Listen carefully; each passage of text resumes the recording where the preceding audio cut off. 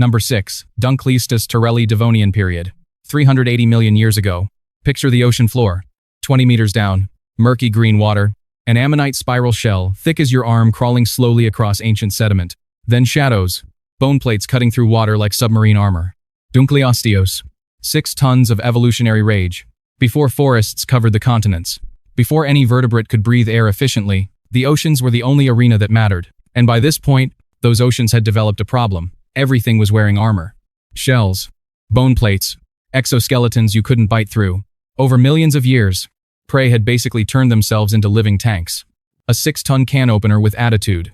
Not a shark. A placoderm, an extinct class of armored fish that wore interlocking bone plates like medieval knights. But that skull wasn't just protection. It was the weapon itself.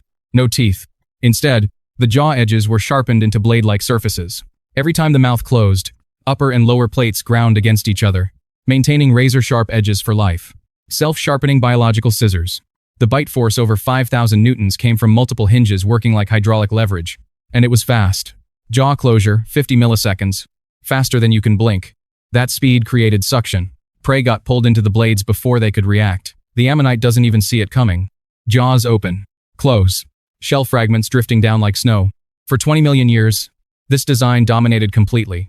Then the Devonian Carboniferous extinction hit. Ocean chemistry changed. Oxygen crashed. Reefs collapsed. The armored prey DUNKLEOSTEUS fed on disappeared. And suddenly, all that heavy armor, the plates that made it unstoppable, became a death sentence. Too specialized. When the reefs collapsed, DUNKLEOSTEUS was still there. Still armored. Still perfect. Starving in an empty ocean, every single placoderm went extinct. Not one species survived. Number 5. Megalodon Miocene to Pliocene. 23 to 3.6 million years ago. Picture this, a baleen whale, 40 tons, migrating along a coastal shelf, moving slowly, predictably. Below, in the darker water, something is tracking it. 18 meters long, longer than a city bus, 50 to 100 tons, moving without sound. Megalodon. It wasn't just a giant great white shark. It belonged to a completely separate lineage, the megatooth sharks, that had been evolving independently for 40 million years. The teeth alone tell you everything. Over 18 centimeters long, longer than your hand. Serrated edges. Built to saw through flesh and bone like industrial cutting tools. The bite force between 108,000 and 182,000 newtons. Enough force to bite clean through a car. Fossil whale bones show the evidence. Deep parallel gouges. Crushed ribs. Vertebrae sheared clean through. But here's what makes Megalodon terrifying. It was methodical. It targeted flippers and tail flukes first. Disable the whale's mobility. Make it helpless. Then go for the kill shot. The whale never had a chance. One moment it's swimming. The next, it can't move its tail. Blood in the water.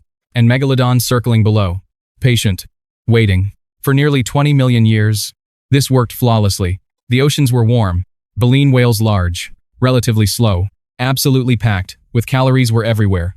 Then the Pliocene brought cooling. Ice sheets built up at the poles. And the whales started migrating into cold polar waters to feed on krill populations. Places where Megalodon, adapted for warm tropical waters, couldn't efficiently hunt. Scientists analyzed zinc isotopes in fossil teeth and discovered something damning. Megalodon and great white sharks occupied the exact same position in the food chain. Same prey.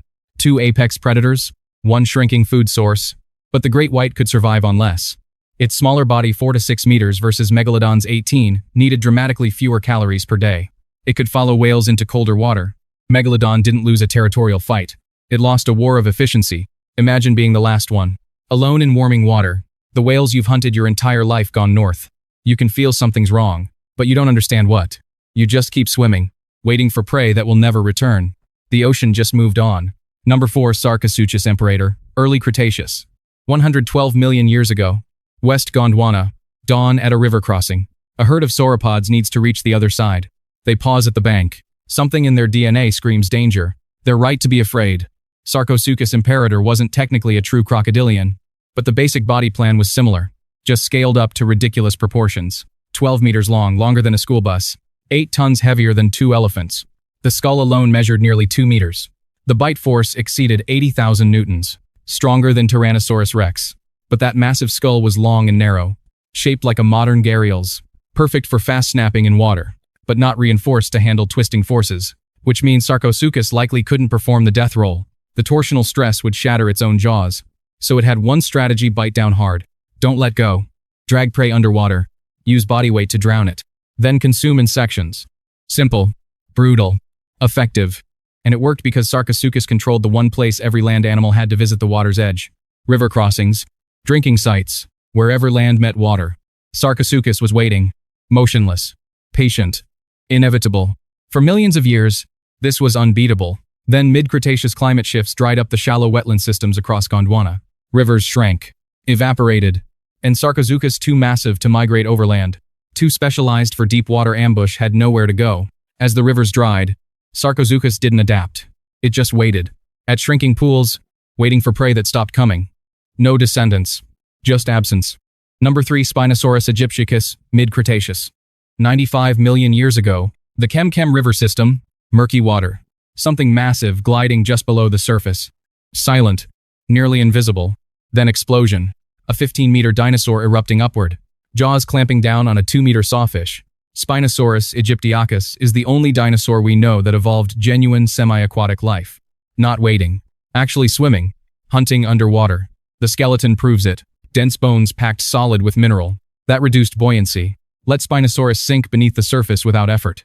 Like hippos and penguins. The tail was a propulsion organ. Scientists built robotic models and tested them. Result: 8 times more thrust than a normal theropod tail. This thing could swim. Efficiently. The skull was long and narrow. Crocodilian. Teeth conical and smooth, no serrations.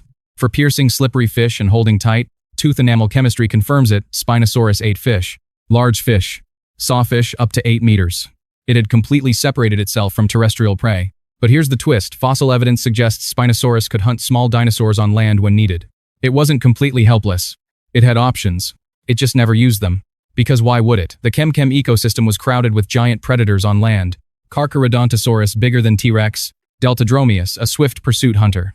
Competition for land prey was intense. But the river system Spinosaurus had that to itself. Zero competition. Abundant food. So it committed everything to water. Went all in. Gave up its terrestrial hunting ability completely. When the Kem rivers dried up, Spinosaurus had a backup plan it had abandoned millions of years earlier. The fossil record just stops. Millions of years perfecting one lifestyle. And when that environment vanished, so did Spinosaurus. Number 2. TITANOBOA ser, 60 million years ago, Colombia. After the dinosaurs died, Earth entered a greenhouse phase. No ice caps. Equatorial Colombia averaged 30 to 34 degrees Celsius year-round. In that heat, something got enormous. TITANOBOA cerrejonensis. 13 meters long as a school bus. Over 1,100 kilograms. More than a ton of snake. This matters because snakes are cold-blooded. Their maximum size is directly limited by environmental temperature. To support this mass, you need consistent external heat. TITANOBOA is a geological thermometer. Its existence proves Paleocene Colombia was hotter than any modern rainforest. The killing method: pure physics. Constriction. Each loop powered by muscle segments weighing hundreds of kilograms. Blood circulation stops. Heart fails before lungs give out. A caiman drinking at the river's edge. Then coils. Hundreds of kilograms of muscle wrapping around. Squeezing. The caiman's heart stops before it can process what's happening. It ate large fish and caimans. Spent most time in water where buoyancy supported its weight. For millions of years, the heat held. Then the Eocene brought cooling. Global temperatures dropped. And TITANOBOA, locked into a body requiring external heat, couldn't adapt. As temperatures dropped, TITANOBOA didn't get smaller. It just stopped moving. Over 1,000 kilograms of muscle that couldn't generate enough heat to hunt. The largest anaconda today reaches 9 meters. 250 kilograms. Less than a quarter of TITANOBOA's mass. Not because the niche disappeared. Because the planet is colder. Number 1. Tyrannosaurus rex. Late Cretaceous. 68 to 66 million years ago, Western North America. Tyrannosaurus rex wasn't the biggest theropod. But it was the most biomechanically optimized land predator in the fossil record. The skull wasn't designed for slashing. It was designed for crushing. Teeth thick and conical railroad spikes. Not steak knives. Bite force 35,000 to 57,000 newtons. That's like having a pickup truck dropped on your spine. And we have proof: fossilized Triceratops bones with T-Rex tooth marks punched clean through centimeters of solid bone punctures that healed while the animal lived. Every ounce of muscle force transferred directly to the bite. T-Rex consumed bones. Fossilized feces contain bone fragments. That's osteophagy, bone eating. Extracting maximum calories from every carcass. The senses were exceptional. Forward-facing eyes. Binocular vision better than hawks. Which means if you could see T-Rex, it had already seen you 5 minutes ago. The olfactory bulbs larger than any other theropods. It could smell carrion from kilometers away. For 2 million years, nothing challenged it. The apex. the endpoint of 160 million years of theropod evolution. Then a 10-kilometer asteroid struck the Yucatan. Impact winter collapsed the food chain in months. And T-Rex, the most perfect terrestrial predator evolution ever produced, went extinct with every other non-avian dinosaur. Not through weakness, through timing. Every one was the best evolution could produce for their conditions. Perfect solutions to specific problems. And that perfection killed them. The more specialized you become, the more perfectly adapted to one set of conditions, the less you can handle when those conditions change. Specialization creates dominance, but dominance creates fragility. We've built a civilization optimized for current conditions. Specific temperatures, specific ocean chemistry, specific rainfall patterns. We're specializing, perfecting, just like they did. They had millions of years. We have decades. Are we adapting, or just getting better at what worked yesterday? Drop your take below. If this changed how you think about dominance, hit subscribe. Next time, the animals that almost survived the asteroid, gone within years of impact,